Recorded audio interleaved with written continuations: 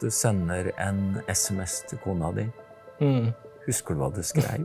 Jeg sendte en SMS der jeg skrev at den mannen som kommer fra leiren er ikke det samme som du sendte til leiren.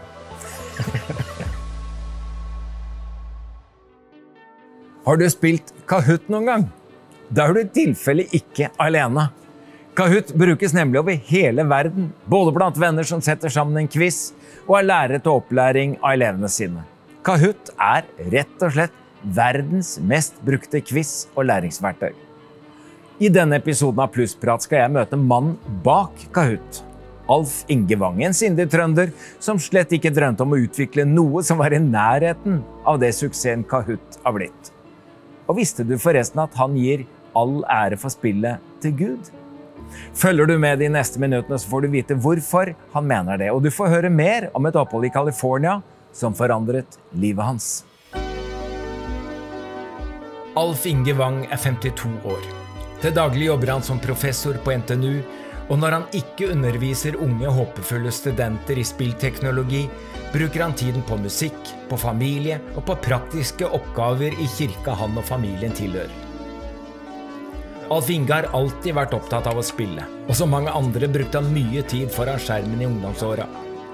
Interessen for spill gjorde at han valgte å utdanne seg innenfor elektronikk, og i 2001 tok han doktorgrad i IT. I 2006 begynte Alf Inge å eksperimentere og utvikle en idé til et læringsbasert spill. Ideen ble etter hvert til flere prototyper, og i 2011 lanserte han og flere kollegaer ved NTNU det som i dag er kjent som Kahoot.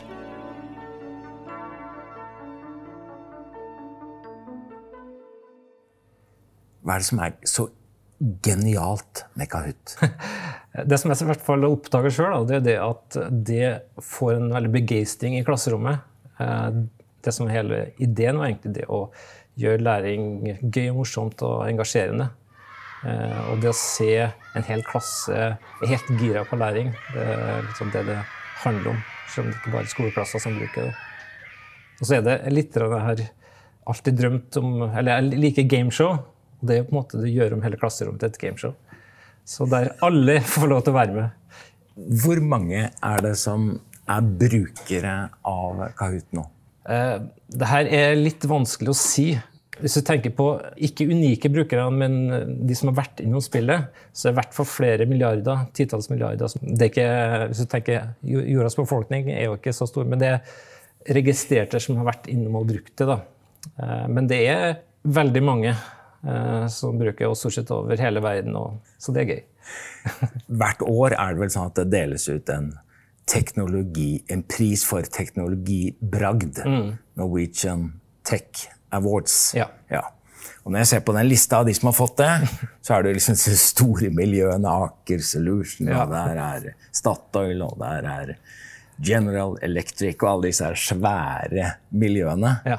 Og så er det en enkeltperson som heter Alf Inge Wang, som fikk prisen personlig i 2014, som første enkeltperson. Ja. Det er lov å kjenne litt på stolthet. Ja, men når jeg fikk den nominasjonen, så trodde jeg at det var feil. Jeg kunne ikke forstå at det stemte, for jeg hadde lest den lista på de som har fått det før, og det var store selskaper, og det er folk som har jobbet med gjør ting på havbunn og kjempekompliserte ting, og så driver jeg tuller litt med spill og sånn, og så nominerer meg for den prisen. Det virket helt vilt. Så jeg tenkte faktisk, en sånn nominasjon, det må nesten være fra Gud, tenkte jeg, for det her var litt sånn helt fjernt. En sånn pris bare kom ut av det blå. Ja, for du har sagt at ideen til Kahoot er en Guds gave. Ja, det tenker jeg. På hvilken måte? Jeg tenker det at den ideen var såpass god at antagelig ikke kunne komme på den selv. Og da må den være Guds inspirert, i hvert fall, tenker jeg. Og så er det også at Gud har jo skapt, i hvert fall tror jeg at Gud har skapt oss.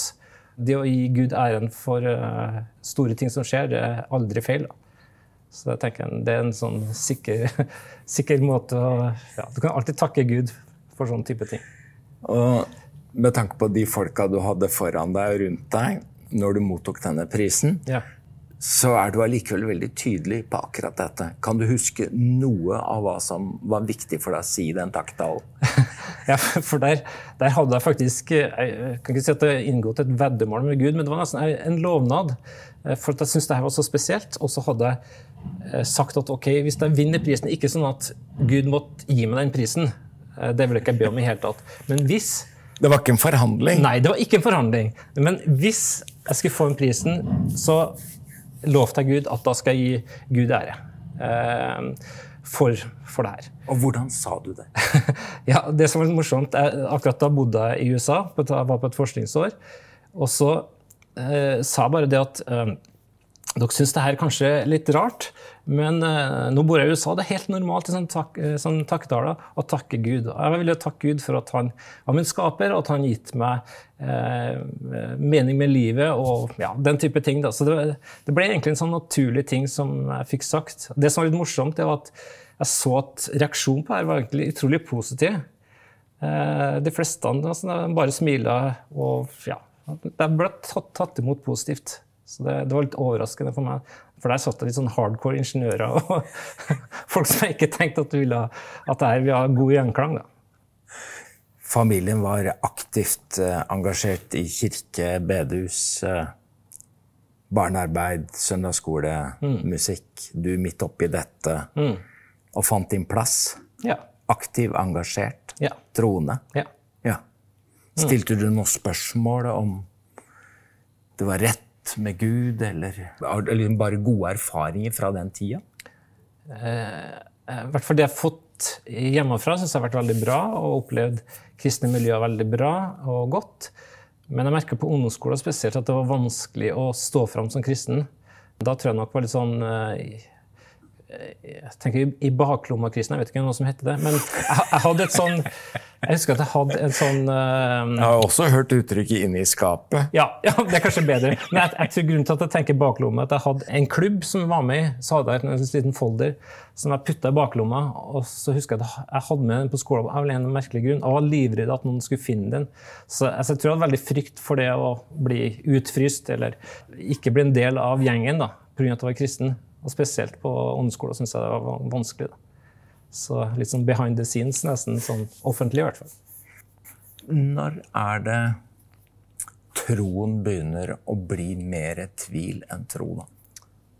Det har gått i faser, men den store forandringen ble det egentlig veldig sent. Da. Det var i 2008, og da var jeg 38 år. Så jeg tror for de fleste så er det mye senere enn at det begynte å rakne litt. Ja, for det ble alvor? Ja, det ble skikkelig alvor faktisk, fordi at... Hadde det pågått lenge?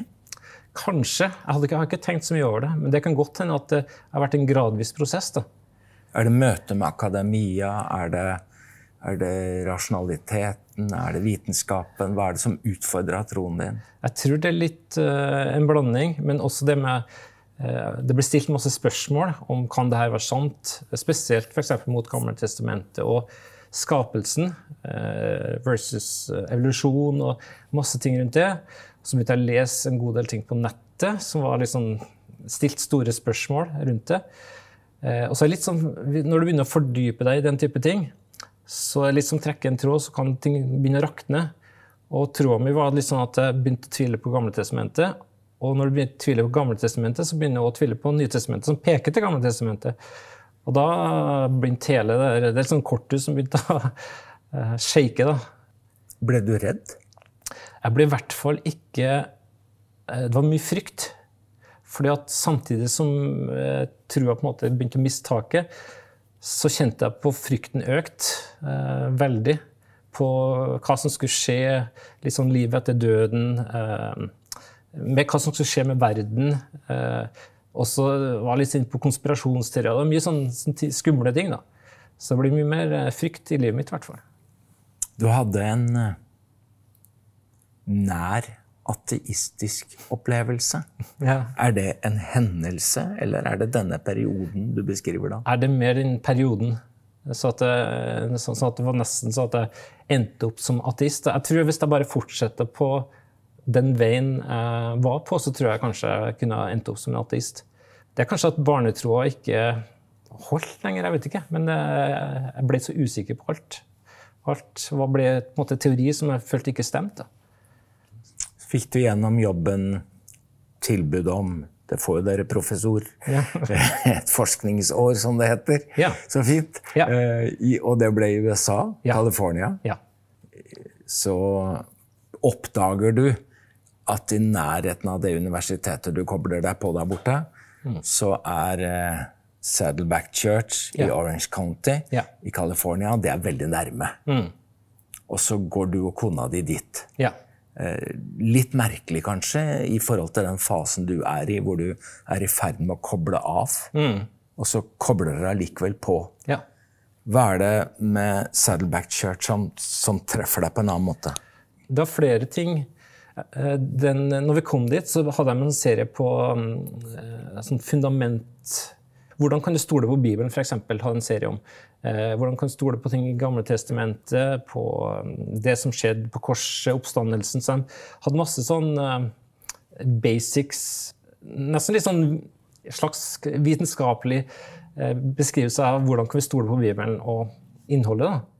Det var en ting, men det litt mer sånn hjerneting. Men så var det masse vitnesbyrd om folk som hadde treffet Jesus, og så har de snudd 180 grader.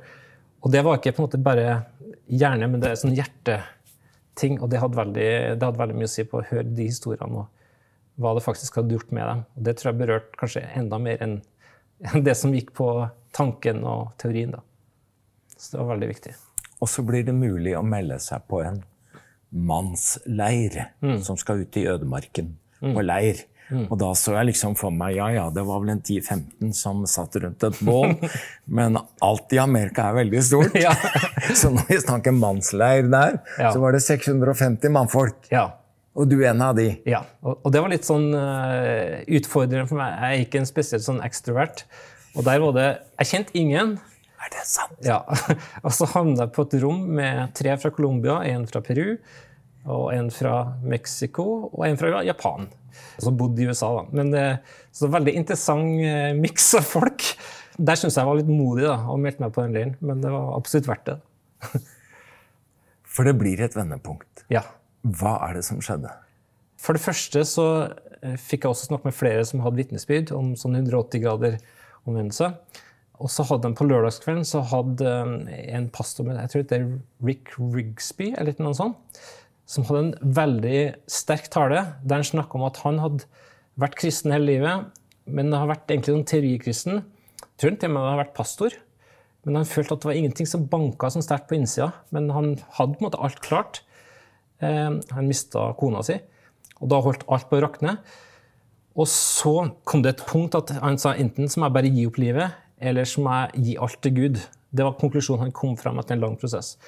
Da overga han seg til Gud og fikk et helt nytt liv. Og så snakket han litt om også det at det gikk ikke an å fokusere på Gud eller Jesus og ha frykt samtidig. Altså en viktig ting i livet, hvis du har på en måte blikket festet på Jesus, så også smelter frykten bort.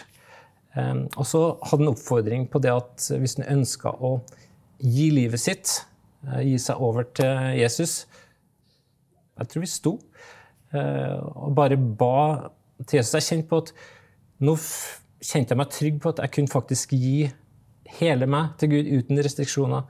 Ikke at før hadde jeg følt på at jeg kunne gi søndagen enkle ting til Gud, men nå følte jeg at nå kan jeg gi alt.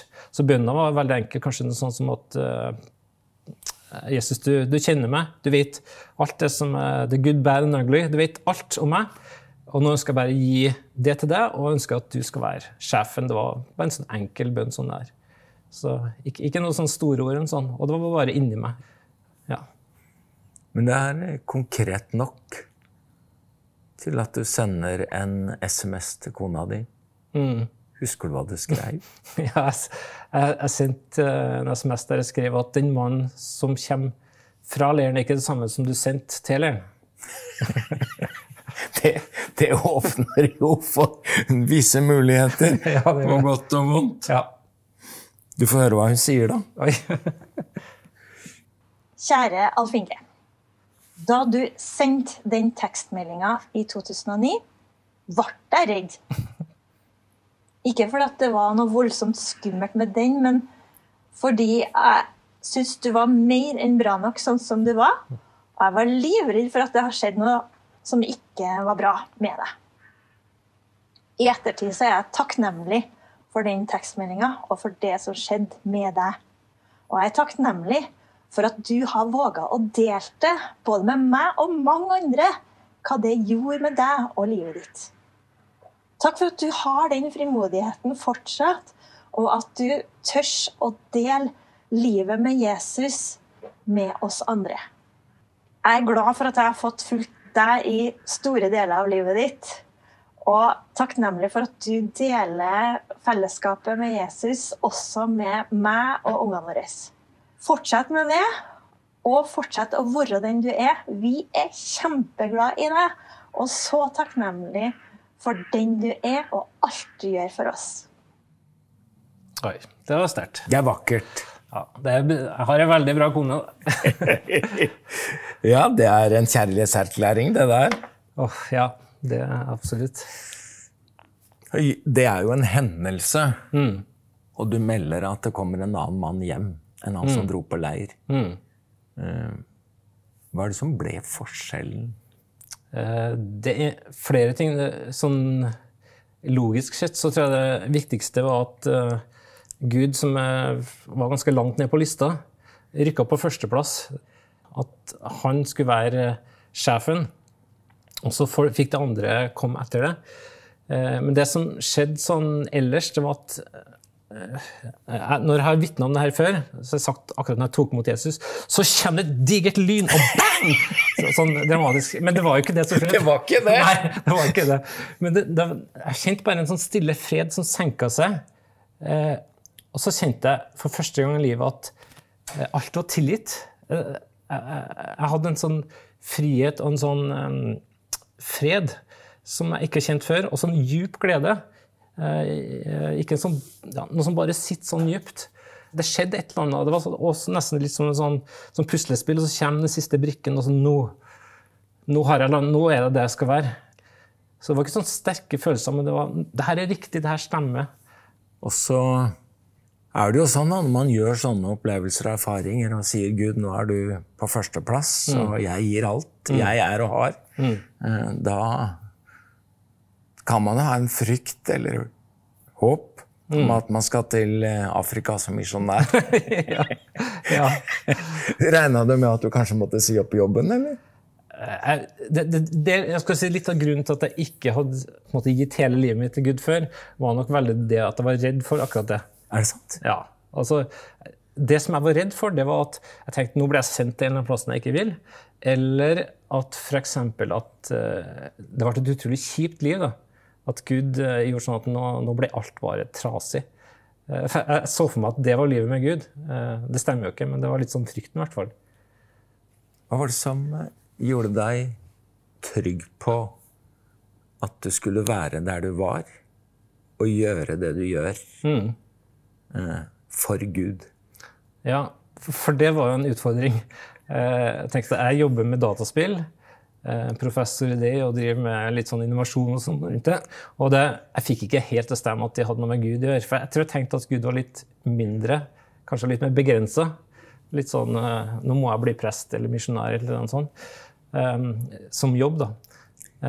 Så da sendte jeg bønn til Gud om at er det meningen faktisk at jeg skal drive på med det her med dataspill? Er det en del av planen din? Det spurte jeg Gud om det. Konkret? Ja. Kom det noe svar? Ja, det gjorde det. Altså, det som var så kult. For da, dagen etterpå, så fikk jeg en e-post fra en som jeg aldri har fått e-post fra før, men som jeg har studert sammen med, som er kristen, som bare sendte en e-post og spurte om du, skal vi samarbeide helt på å jobbe med noe spill rundt noen bibelgreier og sånn. Jeg ville bare høre litt om hva du tenker om det her. Og det fikk jeg dagen etterpå. Så tenkte jeg at det var jo et ganske klart svar da. Og så leste du en doktorgradsavhandling. Ja. Hvor han som hadde forsket på dette skrev noe i forord. Ja, og her er det litt å skjemme, men det første svaret, jeg vet ikke om andre har det sånn, men jeg tenkte, det her var ganske konkret, tenkte jeg, for spesielt med timinga. Men så gikk det en par måneder, og så tenkte jeg det var ikke sikkert at det var Gud som ga meg det svaret likevel. Så spurte jeg Gud en gang til. Du kan jo ikke... Jeg er litt usikker, er det faktisk planen at jeg skal jobbe med dataspill? Og da fikk jeg en henvendelse om å gå gjennom en doktorgradsavhandling. Og den var på dataspill, og det kom også dagen etterpå, så timet var perfekt igjen. Og så tenkte jeg, ja, det kan jo være tilfeldig igjen, jeg var litt så tvilende. Men så i forordet så sto det faktisk at kandidaten, han hadde en takk til Gud, og også beskrev hvordan han hadde møtt Jesus, og det skrev han i denne doktoravhandlingen. Og så tenkte jeg, ok, greit Gud, jeg stoler på deg, det her er litt sånn over the top, men et veldig bra, 2 bra bønnesvar da. Du, altså, Alf Inge, jeg kjenner jo ikke deg fra før. Men jeg liksom tenker sånn NTNU og professor, og det er teknikk og videospill og alt, som er veldig sånn rasjonelt. Ja. Og så er du glad i musikk, Ja. du er musiker, Ja. Det er følelser. Du er en god miks. Og så vet jeg at du er aktiv i Salemkirka Ja. i Trondheim, Ja. hvor du også bidrar musikalsk, og synger enkle lovsangstekster. Tenker professoren av og til at dette er litt banalt? Det var et godt spørsmål. Og jeg tror lenge så var jeg ikke så veldig glad i de sangene. Ofte mange av de sangene er veldig sånn direkte til Gud, der du enten takker eller snakker på en måte ganske direkte til Gud, ofte et sterkt kjærlighetsspråk. Og jeg tenkte, det her er jo teit. Jeg likte bedre de sangene som var mer sånn beskrivende, eller ja, litt på en måte safere kanskje. Jeg skjønte ikke helt greia med det.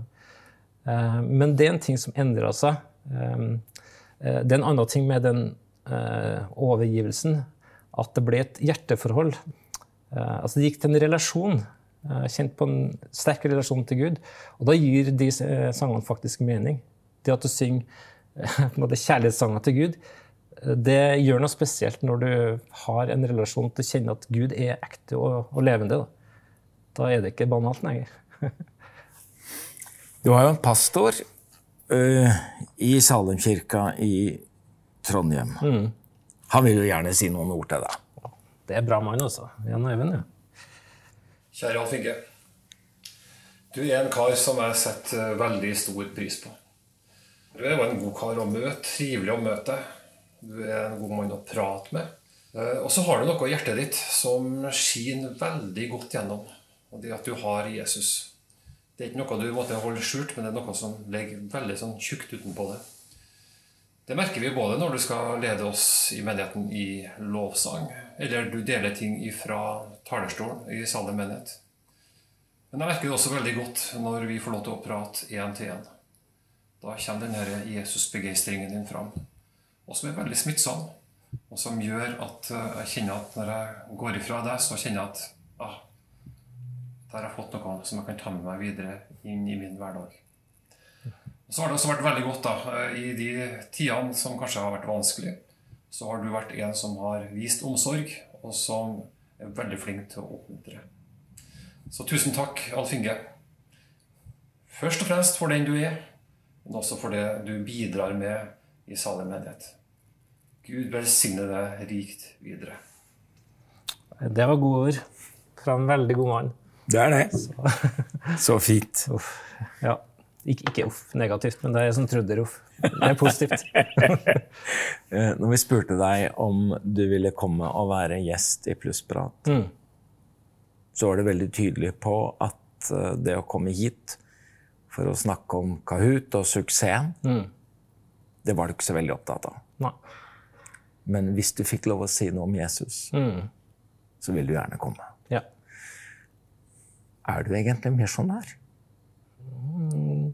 Jeg tror alle sammen er misjonærer. Det var en ting jeg ikke har forstått. Men det er ikke alle som får penger for det sånn betalt.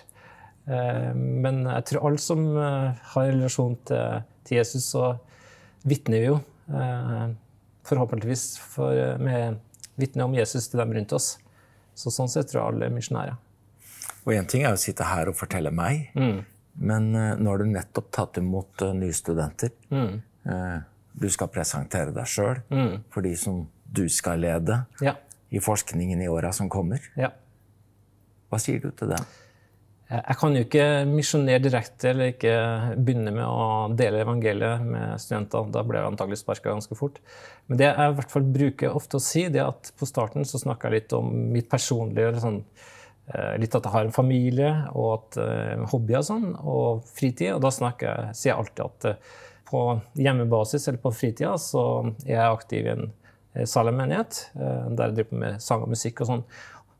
Og da tenker jeg at da har allerede de satt meg litt i en bås, at de vurderer litt på hvem jeg er, og da gir det litt sånn spark bak til meg at jeg må vise dem litt hvem Jesus er gjennom måten jeg gjør jobben. Så jeg håper at det skinner gjennom da. Det at jeg bryr meg om dem og ser dem og den type ting. Så det er sånn som jeg tenker det er mulig å representere Jesus også uten å direkte kanskje misjonere eksplisitt, uten at i hvert fall hvis de spør, så svarer jeg jo, men ikke direkte i fagene som jeg underviser. Da. Og så er det jo sånn at hvis man har funnet opp Kahoot, så har man litt å gå på. Kanskje?